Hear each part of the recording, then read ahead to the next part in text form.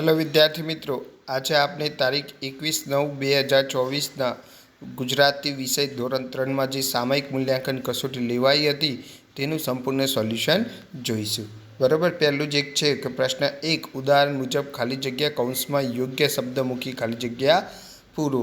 ઉદાહરણ આપ્યું છે આપણે, રિયા ખાલી જગ્યા સૂઈ ગઈ. તો રિયા વાંચતા વાંચતા સૂઈ ગઈ. એમાં પહેલી ખાલી જગ્યા છે કે ભાવિક ખાલી જગ્યા ફરિયાદ કરતો હતો તો રડતા રડતા. વિજયને ખાલી જગ્યા ટીવી જોવાની આદત છે તો સૂતા. હંસો ખાલી જગ્યા નદી કિનારે પહોંચ્યા તો તરતા. ઝાડ પર ખાલી જગ્યા કીડી વારંવાર નીચે પડી જતી હતી ચડતા.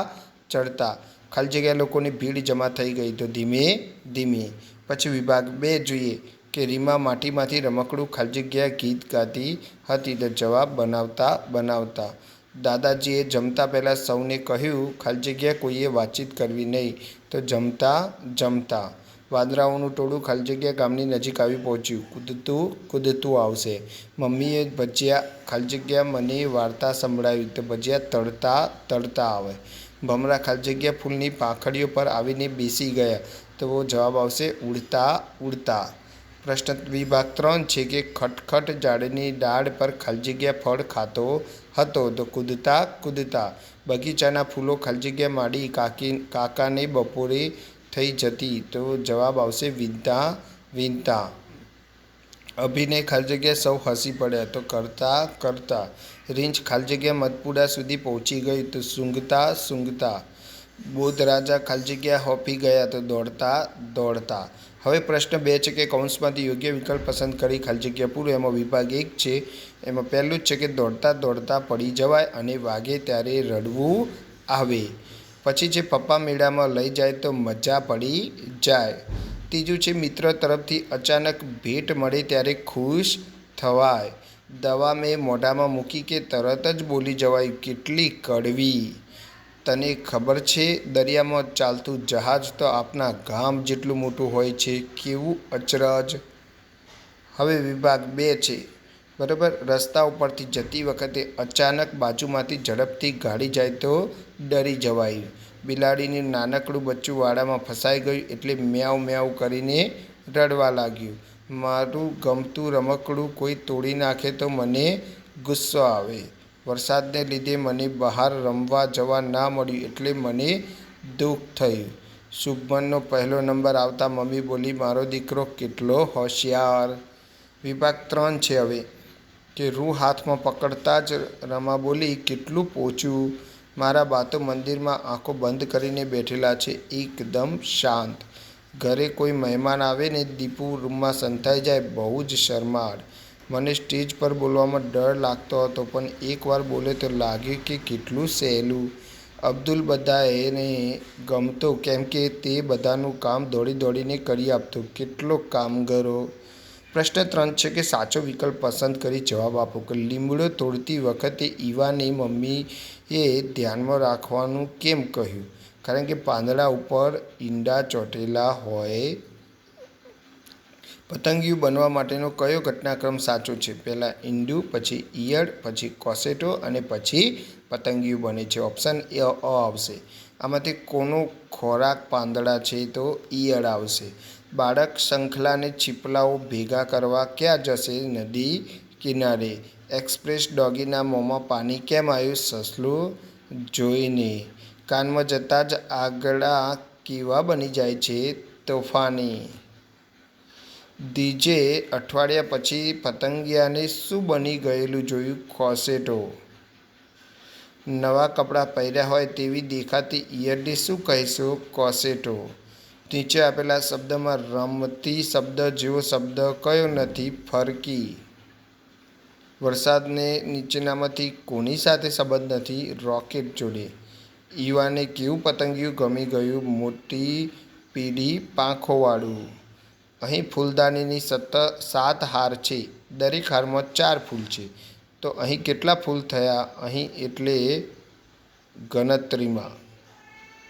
અહીં એટલે ગણતરીમાં. બરાબર. 13મો છે એક્સપ્રેસ ડોગી સસલું કેમ ના પકડી શક્યું? તે જીવ બચાવવા માટે ભાગતું હતું. અમે કાવ્યમાં શું થઈને આભને પંપાળવાની વાત કરી છે? તો દરિયો. ઈવાએ પાંદડાને ક્યાં મૂક્યું? તો ખોખામાં. હવે પ્રશ્ન 4 છે, બરાબર. ફકરા ઉપરથી પ્રશ્નોના જવાબ આપવાના છે. એમાં વિભાગ A1નો જે ફકરો છે એના પ્રશ્નોના જવાબ જોઈએ તો બચ્ચું ઝાડ નીચે બેઠું હતું કારણ કે તેના પગે ઈજા થઈ હતી. આ વાર્તા પરથી તમને શિકારી કેવો લાગે? તો દયાળુ.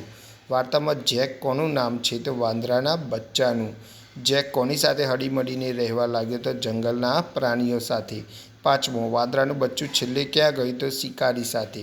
હવે વિભાગ બીનો જે ફકરો છે તેના આપણે પ્રશ્નો જોવાના છે, બરાબર. તો આ વિભાગ બીના પ્રશ્નમાં જોઈએ તો પહેલો જ પ્રશ્ન છે કે અંકિતને કોણ ચાતુર બનાવવા માગતું હતું? તો તેના પિતા.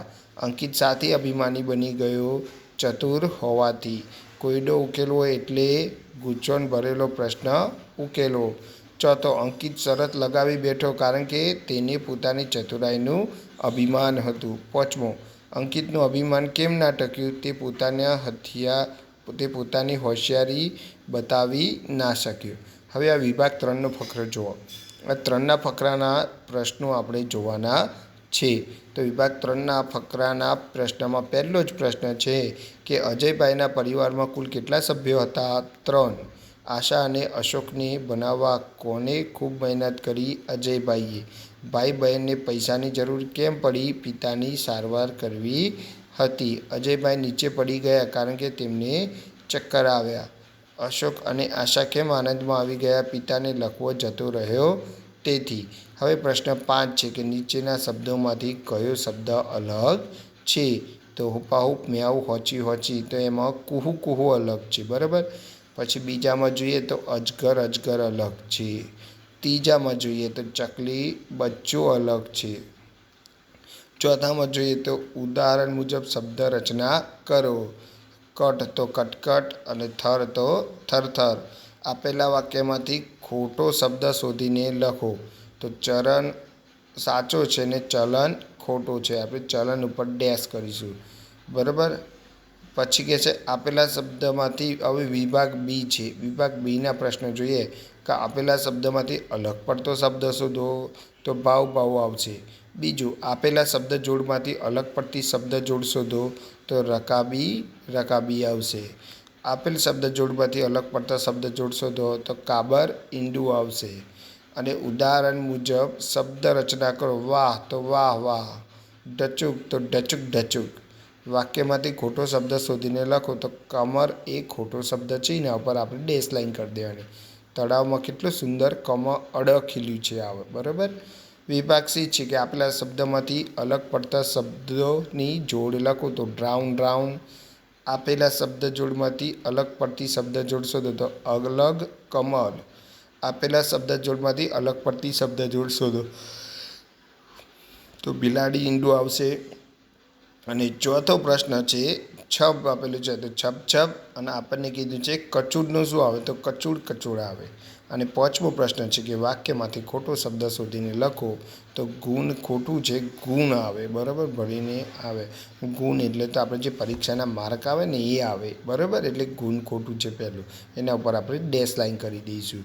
તો વિદ્યાર્થી મિત્રો, વિડીયો ગમ્યો હોય તો ચેનલ સબસ્ક્રાઈબ કરજો, લાઈક કરજો વિડીયો, અને કોમેન્ટમાં ગુડ જરૂર લખજો. Okay, by.